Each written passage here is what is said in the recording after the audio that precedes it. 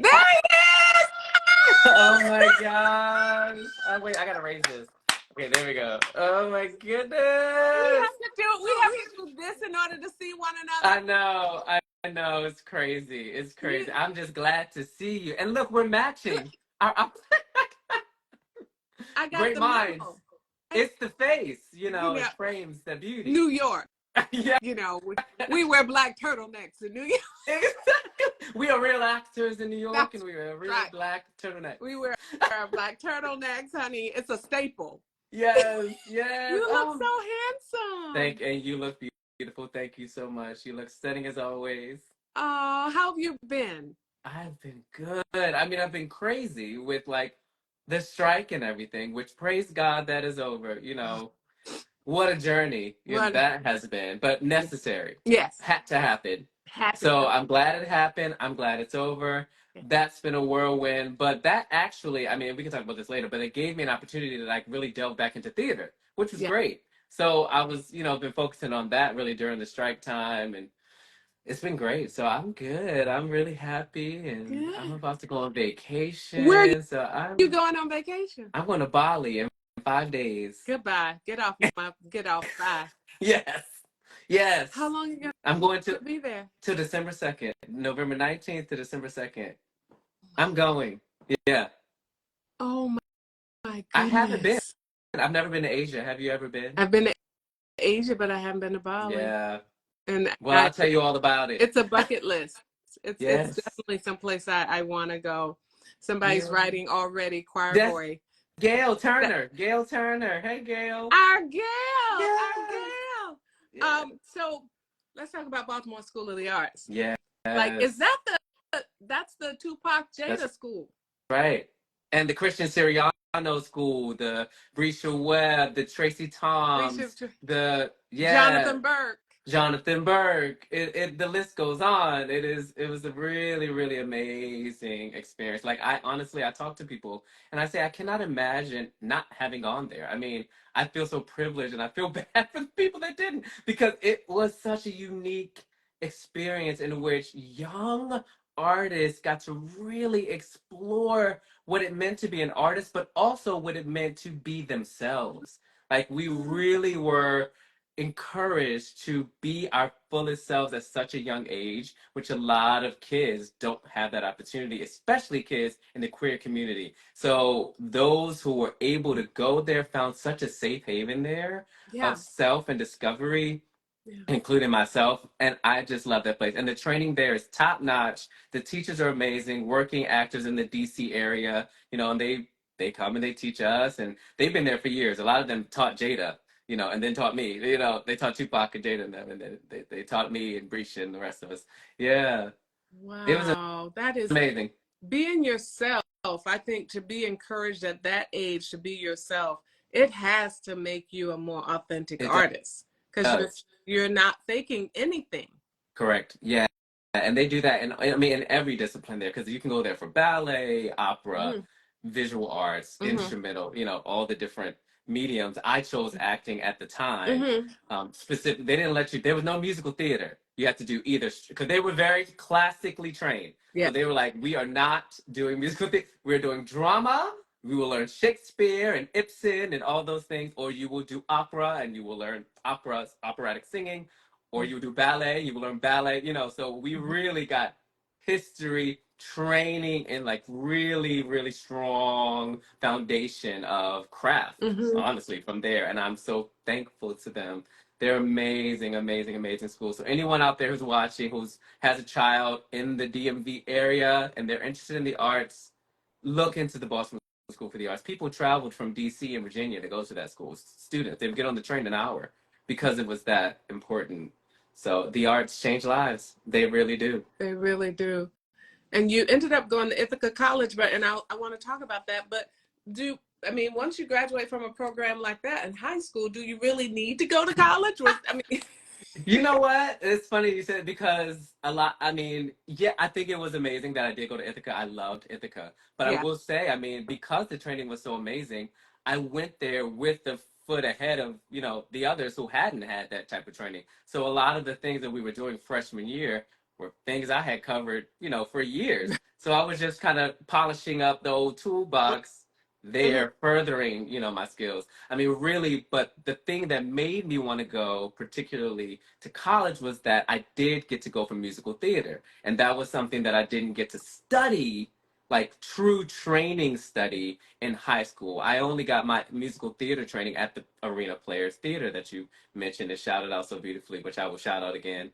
It's an amazing place and institution in Baltimore for, again, especially this particularly school, not school, theater is really for Black children in the Baltimore City, area Mhm. to really hone their crafts, and it was a fantastic place. But there, I was doing musicals, so that kind of got me into the training and love for musical theater, but it wasn't formalized. Mhm.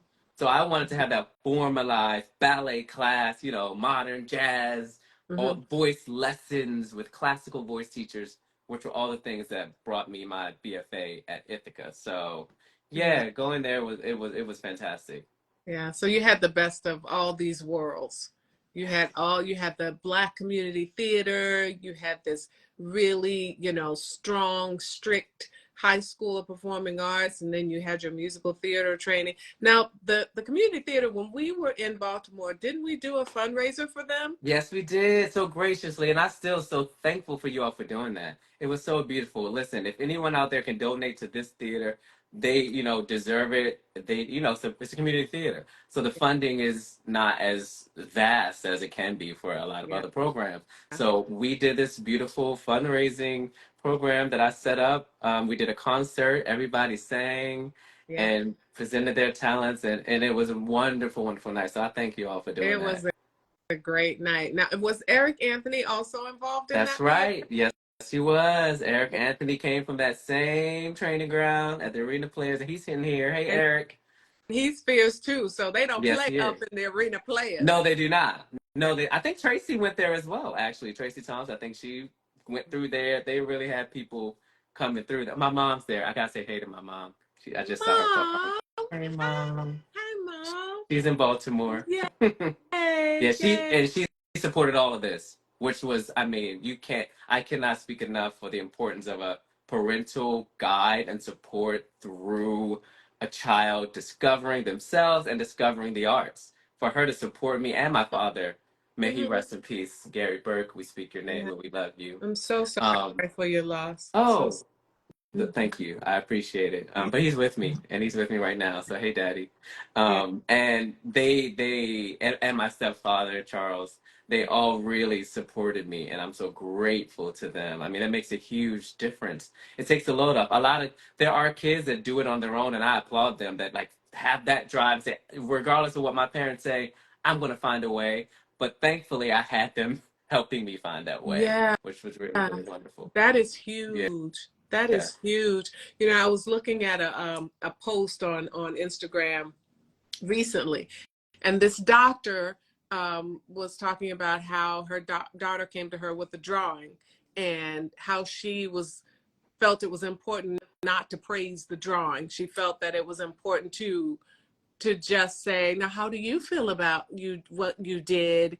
And she said because she didn't want her daughter to seek outside validation for approval Hmm. for her work. And I understood what she was saying. She's a doctor, but as an artist looking at that, I was like, no, no, praise her work. Yes. She's just 3. Like, praise her work. I know you're praising your baby. I know you are. I I know you're said, amazing, baby, mom. those stick people, you would think it was Rembrandt. Absolutely. But honestly, that encouragement made make that child really believe in themselves and then go further and actually become that Rembrandt because someone has told them they can. Yeah. It's so important for someone to let you know that you can. And there's like Kenyatta Hardison that I mentioned and that you mentioned, Mm-hmm. her the first person to tell me that. And I will always remember her. I will always be grateful to her. I'm still in communication with her. She came to see me in Choir Boy. Mm-hmm. She's phenomenal. So it's those memories and those pieces that develop humans as adults. That is so important. So I agree 100%. I agree. So I know Baltimore Center Stage. That's where we met. yes. Oh my gosh, I'll never forget. That was really special for me. I have to tell you That's what I was going because to ask you what that was like going home. going home is exactly like I had gone away for college. I had gone, on tour. I had moved to New York City. I had worked a couple of years. I was still very fresh though. I was still very young. I mean, I just graduated, I think 2 years before. Mm-hmm. So I was just getting my bearings. Oh, Alfie's in there. He was in the whiz. Alfie! I saw Alfie, he that. was in the whiz with us. Hi, Um, Alfie. Hey, Alfie. So going back to the Baltimore Center stage was really a beginning, like a full circle moment, because in high school at the Baltimore School for the Arts, they used to take a group of students. They would select a few students to go and sit in on rehearsals at Baltimore Center Stage of the shows that were happening, and that was our opportunity to get an insight into the professional world, and we could just learn and sit back and observe. And then they would give us tickets to all the shows and watch them. And I remember going to sit in on Wayne Pretlow in Ain't Misbehaving when I was in high school. And Wayne Pretlow, for those out there, he played the lion in our Wiz at Baltimore Center Stage. So it was such a full circle moment to be now in the room next to one of the people that inspired me truly to believe that I could do it if you believe, which you sang every night so beautifully. That I could do it. And so it was incredible. And then every day I had family and friends come to a show. I mean, truly, I think there was not a performance in which there was someone I didn't know. Every time. The support was amazing. It was really, really, really special. I remember noticing that you had so much support and love in your life, and I I remember you being a baby. It's just feeling like, oh, this is our baby. He's like, you were fresh out of school, and um, but I still remember you being extremely serious about your work Mm. and extremely talented and all of those Thank things.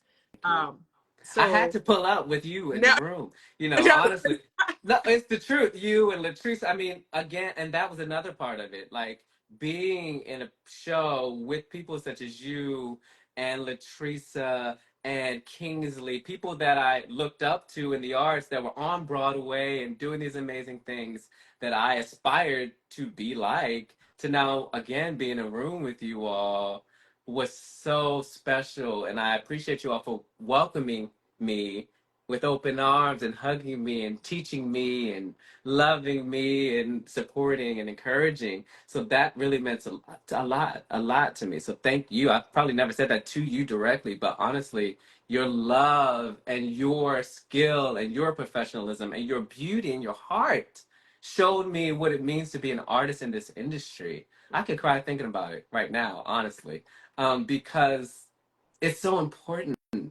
to have a mentor, someone to look up to, someone as a person, especially of color in this industry. So being in a room full of you all in the early part of my career was so important. So thank you. it's been a joy to watch you. I mean, it has been when you first got in Choir Boy. I mean, I followed you since Baltimore Center Stage. A bit of a stalker, but I followed. I followed you in the best ways possible, cheering and so excited for you. But when the Choir Boy happened, I know that journey well. I was the understudy for Suge and then took over the role at the end of Broadway. I know that journey. And when I saw you have the same thing happen for you, I knew it was going to change your life. It truly did. It Mm-hmm. was absolutely life changing. I mean, in so many ways. I mean, and I don't know if you know this story, and I'm gonna tell you a story. I mean, it goes back to before Choir Boy, which is that I originally was my first Broadway show was Tuck Everlasting, the musical, Mm-hmm. which was a musical based on film, and it was an original musical, and this was my Broadway debut. I was so excited. I was in the ensemble of this musical, Mm-hmm. um, and dancing. But on the day before we went to tech and the designer run through, I broke my foot. So I was on medical leave for 3 months. Now, mind you, the show, the week that I was healed to go back to the show, obviously the show opened while I was on medical leave, so I didn't get to You perform didn't get, yeah. opening night. The week I was healed to return, the show closed. I never returned to the show. I never stepped foot on the stage to perform because it was 3 months and the show only ran for 1 month. We had the rehearsed, went in there, did previews for a month. We did they opened for a month and it closed. So I was out the entire time. And so it was a moment of a big shift in me, and it was devastating, Yeah. like when it happened, because this is what I dreamed, Yes. to be on Broadway. I'm like, oh, this is amazing. But as I sat in it and I realized there has to be a greater plan. There has to be a purpose for this. There is some reason that this happened in the way that it did. The window of it was just too timed. I was like, this cannot be just for nothing. I did not know what it would be. But what came to me later when I came into Choir Boy was that, oh, I was meant to make my Broadway debut in front of the national stage in this way as a star in a play about Black gay boys, like, which is a platform that I stand on, that I want to support and uplift, with a room full of Black men, Oh, and and telling this story. It meant so much to me. So I knew then, oh, that's why that happened. Because had I maybe stayed in that lane, my whole trajectory could have possibly been different. I could have been in every ensemble dancing, dancing, and dancing, which we love, yes, the we do. dancers and ensembles, and we Yes. thank them. But that was never what I saw for myself as my ultimate goal or dream. I Yes. love to dance. It was fun, something I could do, but it Mhm. wasn't my passion. It wasn't what I saw for my vision for my life. Yes. It was an entry. It was. It was an entry point. That's what I always said it would be. I was like, oh, this is a great entry point. Once they Mhm. see me there, then I can, do the things that I really, really, really want to do, Yeah. such as choir boy. Um, and so that's what happened. And so it really was incredible. So to take over the role and close it was truly life changing, and that was my foray into straight theater, straight acting, because I've Yeah. done so much musical Yeah. theater. And like I said, in high school, I was really doing That straight acting at the was Baltimore your School of the major, Arts. acting. Yes, so I always had a passion for acting, and I just wanted someone to give me a chance. Someone had to believe in me and give me that opportunity, Yeah. and I'm so grateful for those at Manhattan Theater Club and Tarell Alvin McCraney, my Yeah. boy. We speak your name. We're so thankful to Mhm. him for writing that story and championing us. And that changed like my whole path. I mean, I then started only playing principal roles and mostly in plays. And then TV came. I know. So it was I a mean, big life change. you became a star. Yeah, it was. You really did. I mean, and it didn't take but playing the role for, because the person you were understudying like got something great. So it was like it was a win-win for That's everybody, right. right? Exactly. And then you became really, you say in your bio that you came into your voice. Yeah. That's when you came into your voice as um, for the Black queer community in the entertainment industry. What do you mean by that? Because I feel like coming into your voice almost made you more of a star. Like Hmm. it was like, oh, this is the Jonathan Burke that didn't have his voice. I feel like you had to get your voice in order for your territory to be expanded. Yes. Yes. Yes. Yes. So come on, territory. Yes. That's right. No, what I mean by that is, prior to that moment, while again I did have this amazing foundation of support and belief in self, to be honest, once I got into the actual industry, Mhm. I started to see that it wouldn't be, I felt that it wouldn't be as easy or effective if I were fully myself, my full gay Black self in every room that I stepped into, because I felt like that would put me out of the running for a lot of opportunities Mm. based upon what I've seen presented to me on stages and screens predominantly throughout my life. A lack of representation of people like myself. So I started to think, oh God, I think I need to fit into what their vision of me should be. So I would dampen and darken that part of myself in order to book these jobs and get into these rooms and hopefully become a star, become a leading man, become a sex symbol, Denzel Washington, that whole dream. But throughout that time, I found that I actually was not performing to actually the best of my ability. While it may have been great to those on the outside, look good, I'm booking things, people think, that's great success. But to me, I was not tapping into everything that I had to offer as an artist.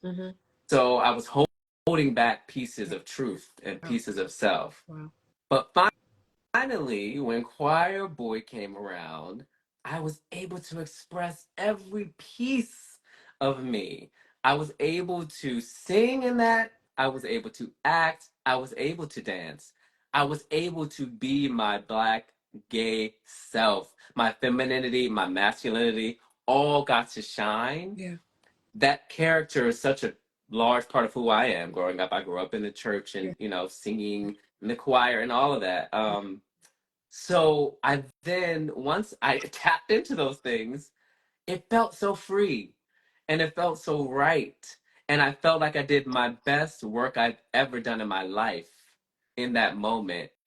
And then I said, well, I can't turn back now. Why would I?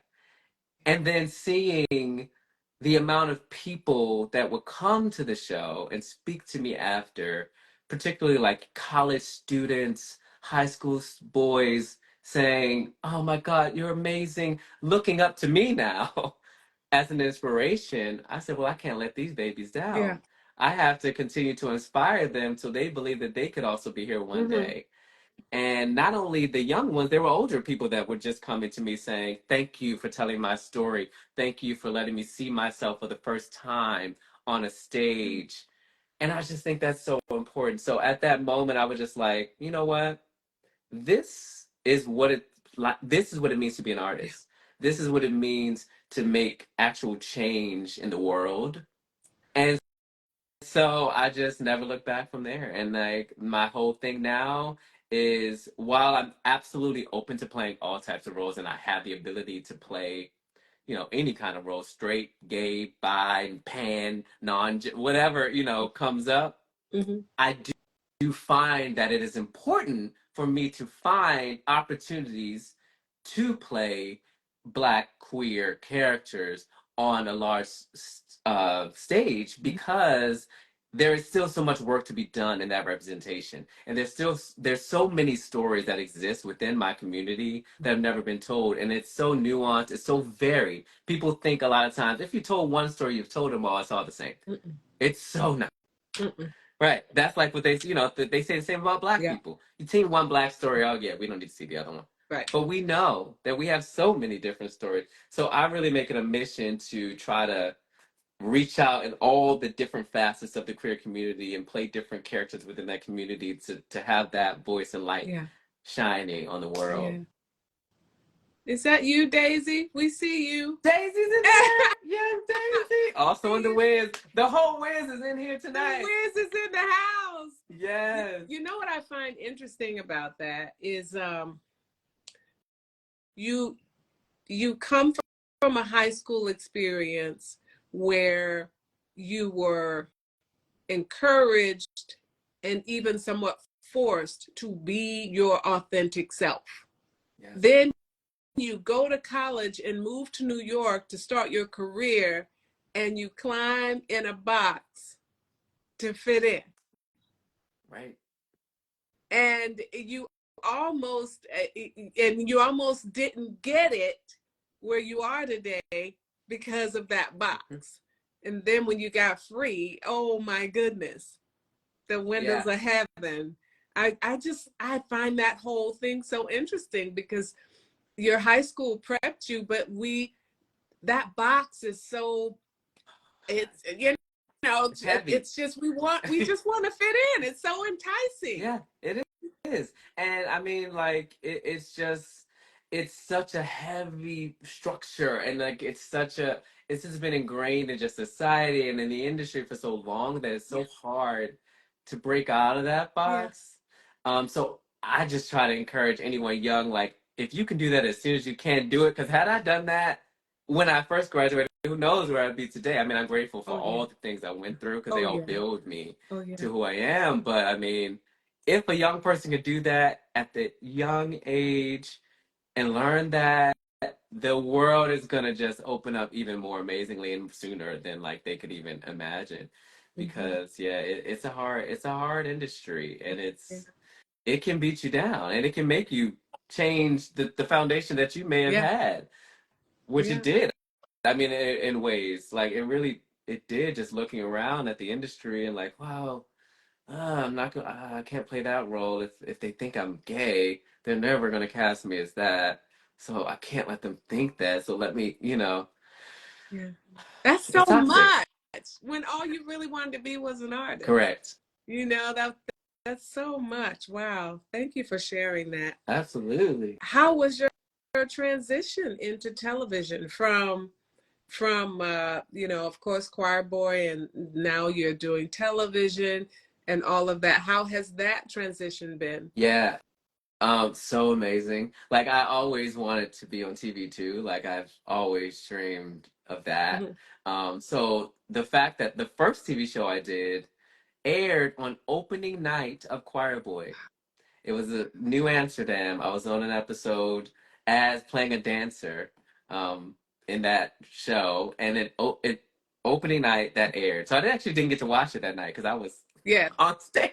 Yes. But it's been amazing because again I've been able to even further amplify this mission of these queer voices of color, because a lot of the roles that I've played have been, queer characters, which I love because the scale of TV, as you know, is so much larger than theater. I mean, we love theater. Theater is the passion, the craft, the work, but the reach of TV isn't, nothing like it, honestly. I mean, even, film and TV, they've reached so far. Yeah. So you can touch people that you never would have touched, that could never make it to a theater. Theater's too expensive. It's too far away. There's so many means that keep people away from theater. But that TV, most people have a TV, so they can watch the haves and the have-nots. And they can watch Harlem, and they can see themselves. And so to be able, the biggest, first of all, like, being on screen, I love it. I think it's so much fun. I mean, I think it's just a whole different way to play, and I love creating, like, living in a whole world that's just like there. Yeah, it's amazing. Yeah. So I love that. And particularly once I was cast in Harlem, I love that Harlem is such a Black show. And I don't mean only on screen, I mean behind the scenes as well. Nice. The production, the hair, the makeup, the directors, Black women are all over the directing board. I mean, predominantly. Wow. It's phenomenal. Costume, wardrobes, Black people. Like, so we're telling our story ourselves. Yeah. So when I heard about that show, I was just like thrilled that it existed. But then the fact that I then got to be a part of it and playing a Broadway performer. Yes. Was like, oh, this is like cherry on the top. I mean, I get to literally use all the skills that I've been training for my whole life all at once. Yeah. And on this bigger scale. And I get to play a bisexual character, which is a member of the queer community, which so many people have reached out to me about that, because we think that, like, there's no representation for gay characters. There's really no representation for bisexual characters. Like, that's a subset of the queer community that really gets no shine in a lot of stories. So the fact that Tracy Oliver decided to include the creator of Harlem, that character in this show, I think is amazing. She is so phenomenal. She's trailblazing, and people are just grateful to see again themselves and to see like this character being loved and accepted by other Black people, by Black women, Yeah. Yeah. uplifted and not being judged, and he's not in the closet. Mm-hmm. He's not ashamed to be bisexual. No. He's open, he's free, he's himself, and I he's living his love best him. life. I love him. I love Eric. I love him. Thank you. I love Eric I love. too. Do you get recognized? Yes. Yes, I do. I do. I do, which is always great. I mean, I always appreciate it when someone says anything. Like I'm always. I mean, it comes from also from theater and different things too. Like someone today at the gym was like, "Were you in Love and Science? I'm sorry, you don't know me." I'm like, "Yeah, I was." You know, they're saying, "Thank you for the performance." And it's just anytime someone feels like they were moved, I feel just grateful. That's Yeah. like I've done my job. Yeah. Exactly. You get to work with my sweetie pie, Tyler Lepley. Yeah. Yes, right. Oh God, right. We're on both. He's on both shows. Yes, I love him. I love Yes, that man. me He's such too. a good guy, and he's so great. And Yeah, we have a really he's good time. good people. He is. He really is good people. So I'm proud of him and his baby. And and Hmm. he's great. So I yeah, it's family. It's family on that set. It oh, really is.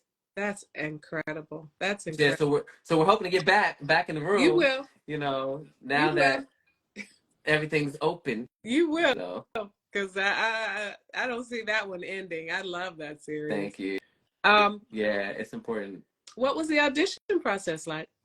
Let me tell you something. I auditioned right here, right where I am. I auditioned because this was during COVID times when I booked this, Uh-huh. which that was actually, oddly enough, I know a lot of COVID was a hard time, and for a lot of people, it was very difficult, and it was for me too. Yeah. But that was one of the big shining things that came out. I started to do a lot of TV and film because there was no theater, Yeah. and TV and film got back working before theater did. Yeah. So I did a Zoom EcoCast standing right here in front of this wall. One audition, but just one of those first, and then we had a chemistry read with Shaniqua Shonday, who I play opposite. She plays Yeah. Angie. She is incredible. Yes. Y'all check her out. We did a over the Zoom chemistry read.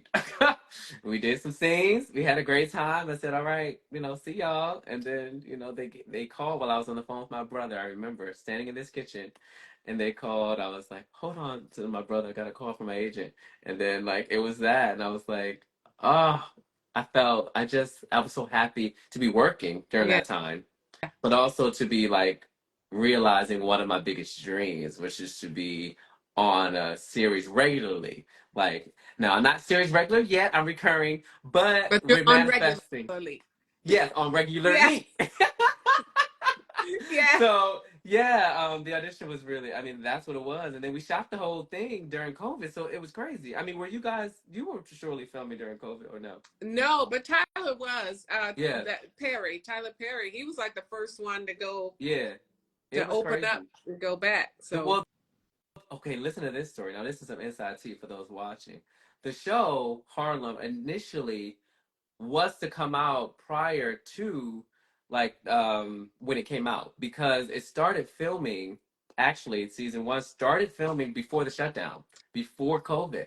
They filmed the first episode, maybe the second, and they had cast my role already with someone mhm. else who actually is my one of my best friends. I won't mention his name, but he's one of my best friends. And when he booked it, I was so excited for him. I was like, "This is incredible!" It was his first TV big thing. He was excited. We're like, "Oh my God, it's amazing!" Flash forward to shutdown, so they had to shut down production. Everything shut down. Months and months and months go by, Yeah. and then they finally come back up. And my friend had booked another series as a series regular, so he was not able to come back. So then they had to look for people. By chance, they found me, and I booked the part. So had the shutdown not happened, honestly, I would not have played the part. Like, so I'm grateful. Oh my goodness. Isn't that crazy? That is crazy and I know. great and incredible.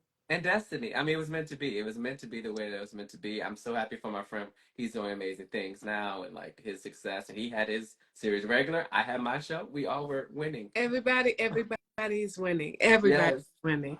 Yes. Hey, Relentless, welcome to the party. Hi. So now, you also write. Yes. This was a pandemic gift for you, writing. Tell us about that. Oh my God. Yeah. Oh my God. So many things came out of that pandemic that were like beautiful. I know. It gave a lot of people, I think, a time to discover new things about themselves. I mean, did you find that as well? For sure. Yeah, I really did. You and I talking right now, this is a pandemic. Artist talk See? came Right. out of the pandemic. Exactly. Exactly right. And it's such a beautiful thing. Yeah. So yeah, I was just, we were sitting at home and I was like, you know what, with a group of friends, two friends of mine, we went on a trip to Provincetown, Massachusetts. Delius Doherty and Ahmed Meksoud. We went on this trip just for vacation, during which, traveling during the pandemic was kind of crazy. But it was once things started to kind of open back up, but not fully. So we went on this trip and we had this crazy time. And while we were there, we were like, oh my God, this is so crazy. Like, this should be a TV show. Like, this is crazy. What's happening? And one of us, Delius, actually said, why don't we make it one? Like, actually, let's make it one. And we were like, you know what? Why not? We have the time. Like, let's do it. Let's see what we can come up with. So we went and we started our own little writer's room on Zoom, the three of us, and we started creating this story. And based upon our experiences at that on that trip. Because I don't know if a lot of people know, but Provincetown is this like gay vacation spot, but it's predominantly visited by white gay men. I'm just going to say that is the truth. It's in New England, and that's like what it is. So we had this experience in which we were these kind of fish out of water because the three of us are people of color. And so we stood out. And it was clear to, everyone around us that we were not quite like them. And the experiences were just really fun and really funny, but also like the microaggressions. This was a time of all the Black Lives Matter was coming into real forefront. And so the way that we were treated, we were like, this is very interesting. It's very unique to be Black and gay because you get it from a lot of angles. And so it was interesting. So we wrote this show called Not Looking, which started off really inspired by that. But because as we, get in a writer's room, the mind starts going and we expand it. So it's not only about that now. The show now has evolved to be about these three best friends in New York City who are following them through their fun and crazy and challenging lives as these newly single gay men of color in their 30s. So it kind of explores what that means in your 30s to be gay, Black, in a city, working, family relationship, and all the nuances that go around that. So it's fun, it's sexy, it's drama, it's all our lives, it's nuance, it's so many things. And one of our characters is Egyptian, actually. It deals with first generation gay men. One of them is Nigerian and one is Egyptian. He's Muslim and Egyptian, which is something that's never been explored. A gay Muslim Egyptian main character. That's Maybe there's been one somewhere, but yeah, it's a unique story and point of view that a lot of people don't know about. When I say this, we have so many, like that's one of them. Like in this Nigerian first generation Nigerian African family, the other character. So it deals with race and it deals with racism within the community, outside of the community, deals with, homophobia. It deals with all those topics, but also fun and relationships and being single as like these now finding yourself outside of this relationship in your 30s in New York. So that's what the show's about. And we wrote it, we produced it, we shot a proof of concept during the pandemic. We shot something with the love and hard work of so many friends. People gave of their time. We're so grateful to all the actors that gave of their time, the crew, and people that donated funds because we self-produced this in order to film it and use that as a proof of concept when pitching to networks. Which now that the the strike is over, we can finally get these pitch meetings. So if anyone out there is a producer, if anyone out there is at a studio network, hit me up because we need this story to be told. And follow us at Not Looking the Series. If you want to check out more, we have a website, notlookingtheseries.com.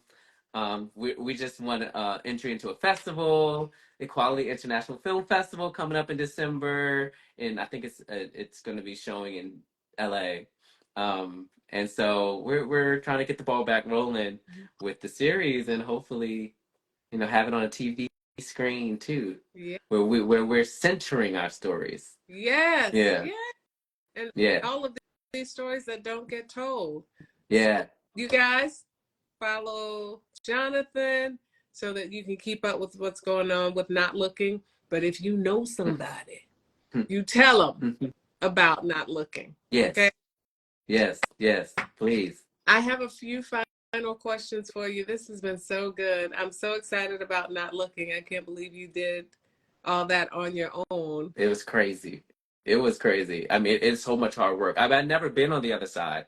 I had never really written anything, but I discovered from my experience, we as actors have been in so many rooms developing new shows. I love developing new theater, especially. Most of my work has been new original shows. So I'm always in workshops developing. So I know a little bit about what it takes. So I said, let's get a stab at it. And I'm really proud of it. And producing, it really actually found a love for producing also at that time, bringing people together, minds and creatives together to create a story. So I'm really now starting to produce more. I'm also a producer on another queer series that's in development, that's going to be a digital series called Men Like Us. So y'all be on the lookout for that. That I'm not in it, but I was just on the back behind this camera for that one, producing, which is something that I want to get into it for theater too. I haven't tapped into the theater realm of producing yet, but I'm in some conversations about potentially doing that too, because having us on that side changes the world, because that changes the outlook. It changes the stories that get greenlit. It changes what people see. Yeah. So that's why you were giving your voice. That's why you got it. That's why you needed it. Yes. So we can have you there telling those stories, creating those stories. Yeah. So I'm really glad about it. I'll be calling you up too. Listen, I'll be there. I'll be there. Yes. So I just want you to finish a couple of sentences. Okay. I'm gonna give you the sentence and then you fill in the blank. Okay. I believe art changes the world. It's powerful and important. Yeah. A world with no art is a world with no love. If I were not an actor, I would be an interior designer. Yeah, I think so. I love fashion. I love design. I love architecture. I love beauty. So I think that's what I would do. It's still creative, very creative. Yeah.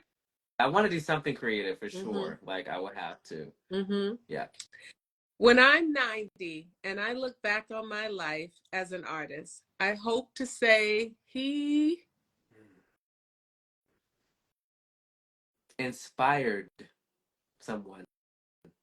I was just having this conversation the other day, and literally, I said it was a question of what song you would hope would be sung at your funeral, and I said, I mean, it was kind of morbid, but I was like, there's a song, "How Great Thou Art," and I said, I hope that I've inspired someone enough and made an impact on someone's life enough for them to sing that song, to feel in their heart that they want to sing, "How can I say thanks for all the things you have done for me?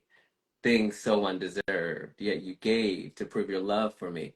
That giving of myself and to have inspired people to be their best selves. That's what I hope when I'm 90.